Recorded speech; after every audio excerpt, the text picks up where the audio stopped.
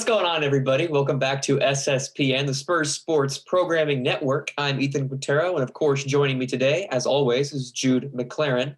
Today, we're covering the Spurs loss to the Toronto Raptors on April 14th, 2021. They lost by 4. The Spurs had 112. The Raptors 117. Jude, why don't you get us started real quick on what your overall thoughts were on tonight's game? So I was able to catch most of it. The only part that my streams cut out on was around the end of the third quarter when we went on that little run, and I saw Derek hit 2 threes. And speaking of Derek, he's just been getting into his rhythm more and more. And like you said, it seems like he missed a lot of threes tonight. But at the end of the day, when you look at the box score, 6 for 11. So he made more than he missed. These are the type of shots that I want Derek taking every game because he's like that as a shooter. Like he shot above 50% tonight, right? And ended up with 25 and 5 at the end of the day. So another thing that people might point to as a positive of this game is Patty Mills. You know, he went 5 for 11, just one off, but, you know, was definitely hot there, had 8 points in the first quarter. He might have actually had 11 now that I think about it.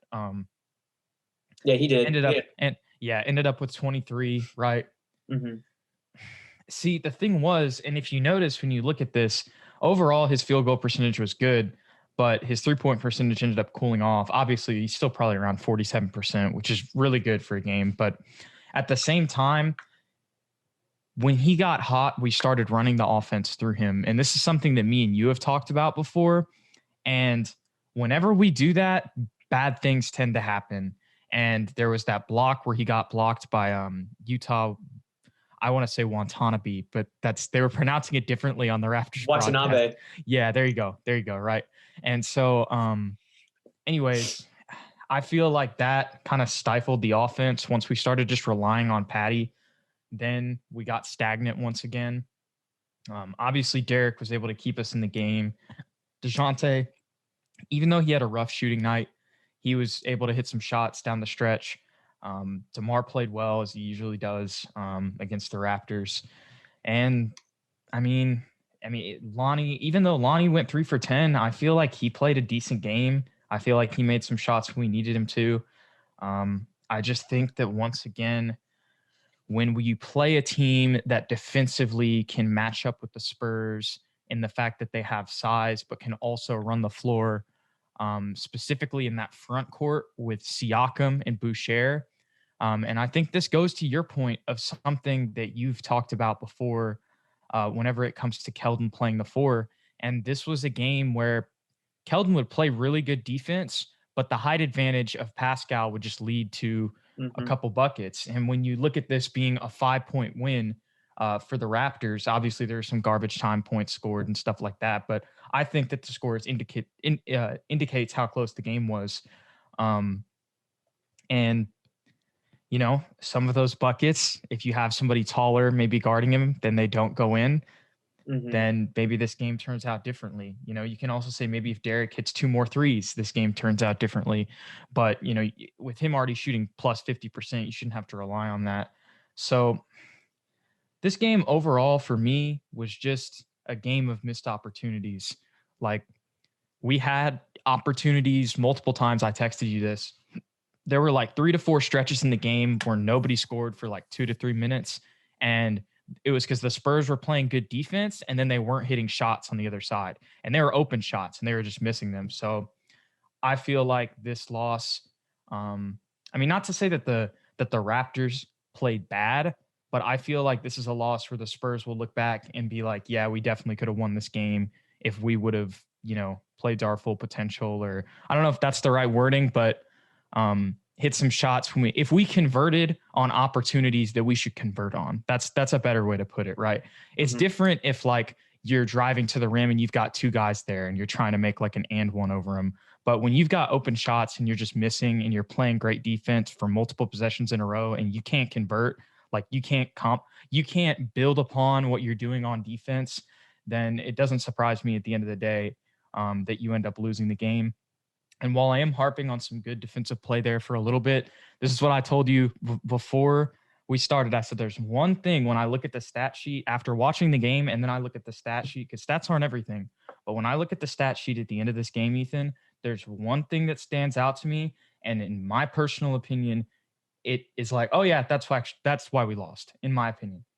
And that is OG Anunoby with 22 points, 4 for 7 from 3. And this is a dude who's been playing the 3 and the 4 for them, mainly the 4 for them all year long. But they slid him into the 2 tonight because they had a bunch of injury problems with like Gary Trent. Mm-hmm. So you're letting a dude playing out of his natural position who's, I mean, as far as I know, I mean, look, I never thought that OG Anunoby was a bad shooter, but from my understanding, he's not, a crazy shooter from the 3-point line. And in the last 10 games, he's shooting 33%, which isn't horrible. But yeah, this season he's shooting 38%, which is decent. Like, he's a respectable 3-point shooter, but you shouldn't be giving him looks like that. You shouldn't just be wide open if he's somebody who's shooting 38%. Like, and even if, like I said, that's not that crazy, like, still, like, the fact that you're letting OG Anunoby kill you with threes is not something, whether you're leaving him open because you think he's not that great of a shooter or he was just making the play. I don't know if that last part makes sense, but it was just that is not, he's the problem. Him shooting 7 for 14 and 4 for 7 from 3 and having 22. That is my problem in the game, because OG Anunoby should not be their leading scorer, giving you buckets when he's not even playing his regular position. And the guys who usually play that position are injured. So, yeah, for me, I think the biggest problem tonight, and I have alluded to it in a previous recap, I can't remember which game it was, but a big weakness in our team is playing against athletic bigs. And Toronto has a lot of athletic bigs. Like, they're pretty much everyone that played tonight, aside from Malachi Flynn, is like at least 6'6", if not like way taller than that. And they're all really long, solid defenders. And then for some reason they were hitting from 3, like you said, with Anunoby, and Watanabe was 3 of 5 tonight. I didn't know he could shoot a lick, and he was just draining threes. Their length disrupted our offense, especially when DeMar went out of the game in the first quarter. I know Patty had a string of 11 points in 4 minutes, which was awesome to see. But the second and third quarter particularly, our offense couldn't find a groove. I don't know if you noticed that. It was like there was no urgency, and like the passing kind of took a step back. The ball kind of stuck a little bit more, and we just couldn't get shots to fall. And I don't know if that was just a product of not being able to get shots to fall, because sometimes that happens, or if it was their length and defense really disrupting our game plan. But it was a weird game. It was bizarre, because I thought at the first quarter that we were going to have a really nice game tonight, because we were balanced. We were hitting shots outside. We were getting inside underneath the rim.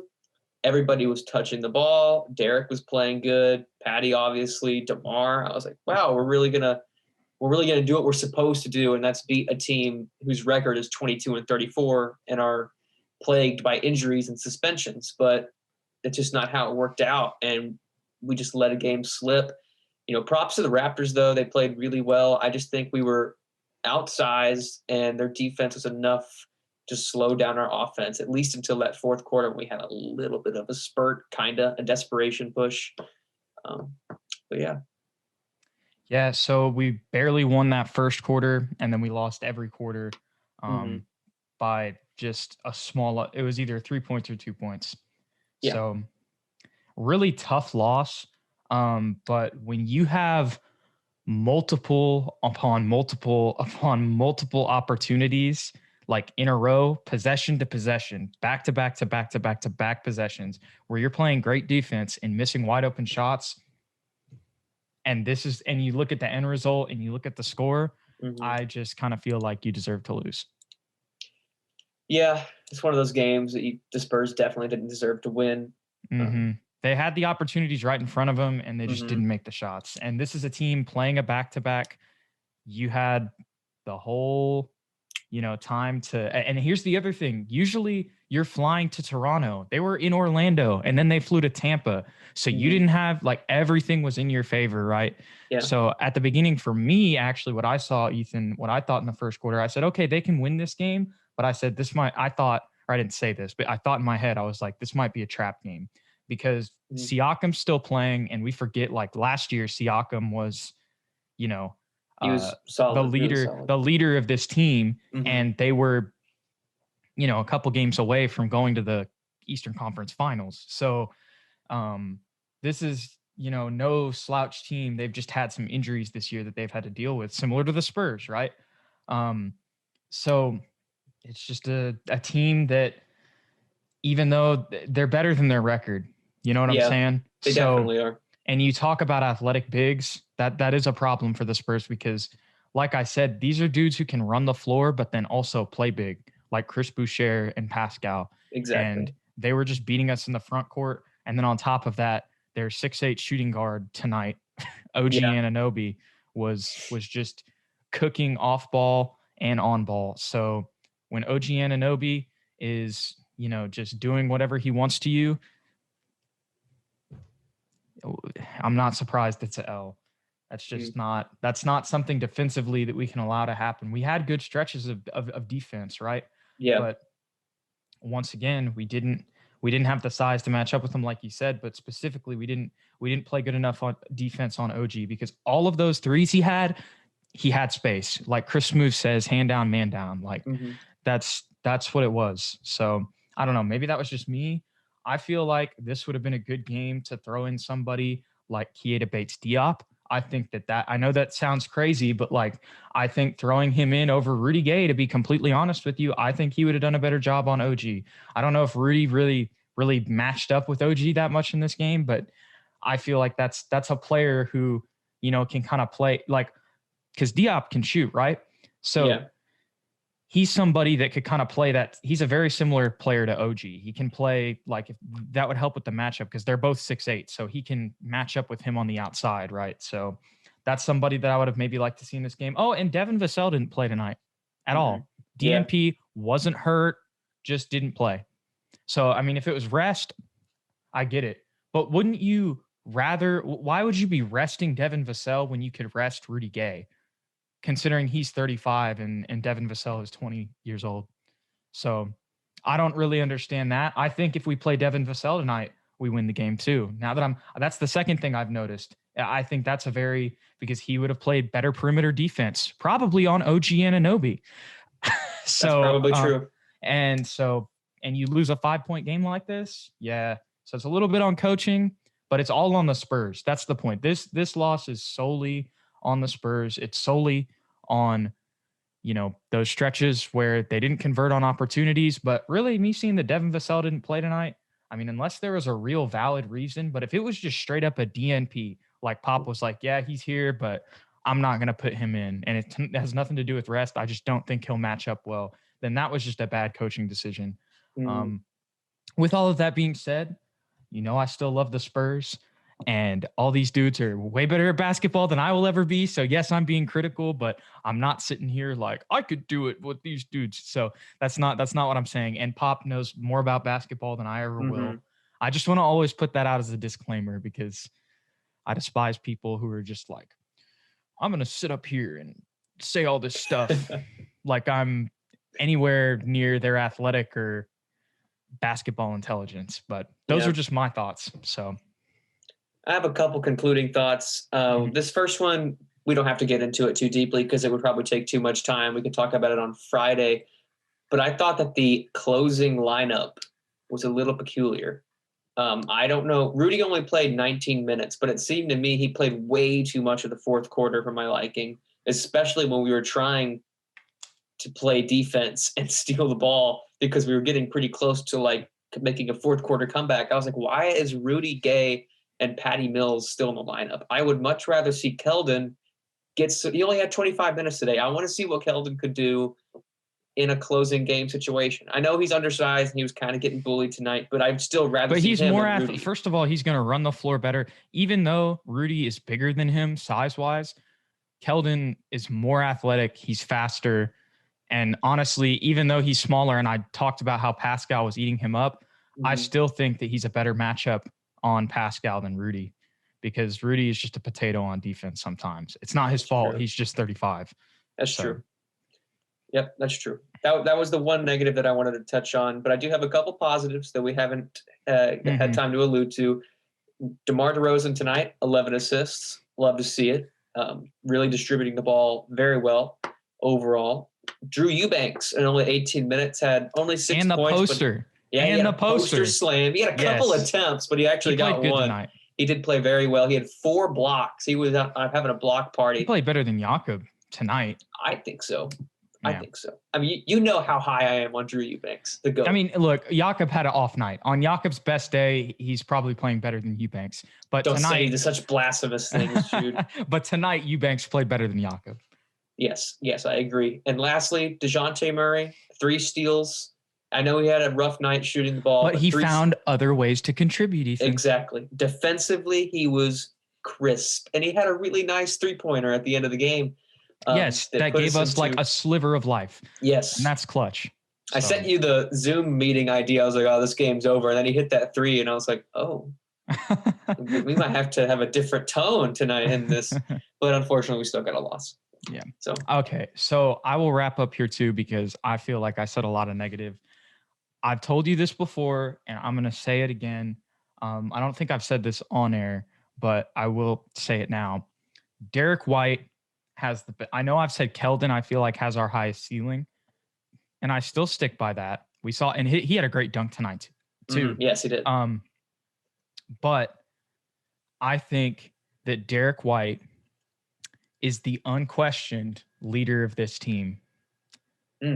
That sounds crazy. I know you'd think it would be DeMar, you think it would be those Rudy guys, but when it comes to clutch time, okay, Derek is that dude. He's just that guy. He's going to pull up in your face with his headband and his afro, okay. Flopping around. Yes. And with his nerdy, awkward voice in interviews and all, and he's going to give you buckets because he's just like that. And he had 25 tonight. I think that this is what Derek can consistently be. I really think people may think I'm crazy. I really think that Derek White is when he is in rhythm, he was in rhythm tonight. He missed some shots, but when he is in rhythm, he's a 25 a night guy. That's why, and I think the Spurs think that too. That's why they gave him 4 years, $70 million. But I think down the stretch, as this continues, Derek's going to continue to do this. And what he does in these games, like the way he played tonight, he is going to do this consistently in the playoffs. I could be wrong there, but I think that he has the potential to do that, at least in the most crucial games. This is what he's going to do. So I was really happy to see from him what he did tonight. Obviously, unfortunately, it wasn't enough, but I think that, this loss definitely isn't on him. And I think that this game was a great example of why they gave Derek White that contract, because this is the type of guy that he can be every night, in my opinion. Very well said, Jude. Food for thought for Friday's podcast, which is when you guys are going to see us next, is Friday. We will be previewing the Trailblazers game as well. We unfortunately won't have time to cover that game with a recap, nor will we be covering the Suns game on Saturday, but we will be back with recaps on Monday. Spurs visiting Indiana to play the Pacers. A very exciting game, I am sure. With that being said, I'm Ethan Quintero. That's Jude McClaren. Like and subscribe, and we'll see you guys next time.